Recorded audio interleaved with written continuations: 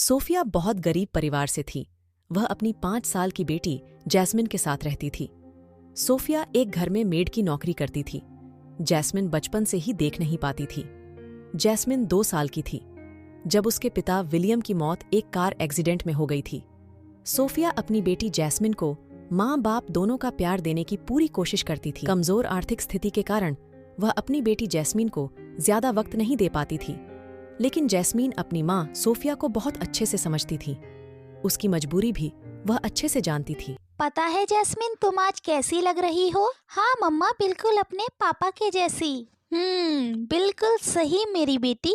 लेकिन तुम्हें कैसे पता? क्योंकि ये तो आप मुझे हर रोज बोलती हो मम्मा। काश मैं भी देख पाती तो मुझे पता होता कि मैं कैसी दिखती हूँ मम्मा। जैस्मिन की बात सुनकर सोफिया की आंखों में पानी आ जाता है। वो उसे गले से लगा लेती है।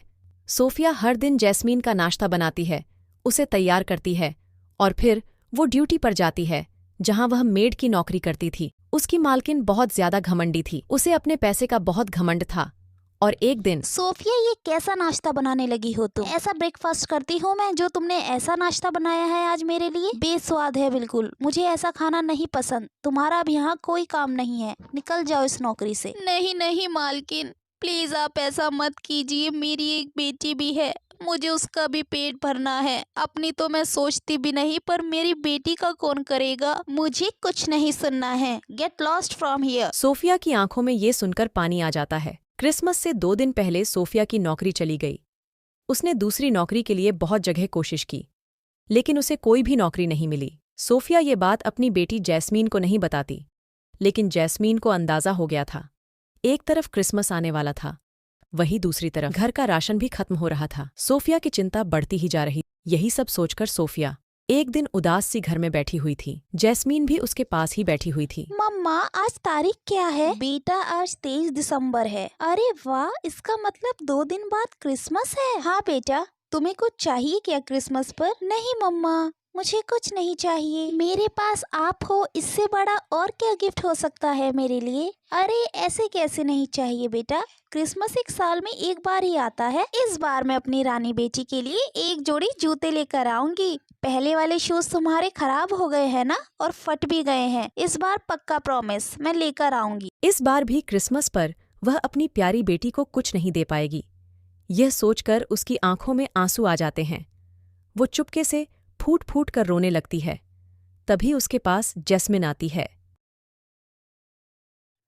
मम्मा, आप रो रही हो? नहीं तो बेटा। मम्मा, आप झूठ बोल रही हो। मानती हो मुझे दिखाई नहीं देता, लेकिन आपके आंसू में देख सकती हूँ। क्या बात है मम्मा, मुझे बताओ। अरे मेरी बेटी, मैं रो नहीं रही हूँ, बस आंखों में कुछ चला गया, शायद इस वजह से आंसू आ गए। सोफिया ने जैस्मिन की बात तो टाल दी, लेकिन वह भविष्य को सोचकर बहुत ज्यादा चिंतित थी। अगले दिन उसने फिर से नौकरी को तलाश करना शुरू कर दिया, लेकिन उसे आज भी कहीं नौकरी नहीं मिलती। सोफिया घर की तरफ आ रही थी, तभी वह देखती है पूरा बाजार रंग बिरंगी चीजों से सजा हुआ है। वह जैस्मीन के लिए नए जूते लेना चाहती थी, मगर करें भी तो क्या? बेचारी, उसके पास ना नौकरी थी और ना ही पैसे। वो बहुत परेशान थी। इस साल भी क्रिसमस पर वो अपनी बेटी को कुछ नहीं दे पाई। ये सब परेशानियां सेंटा दूर से देख रहे थे।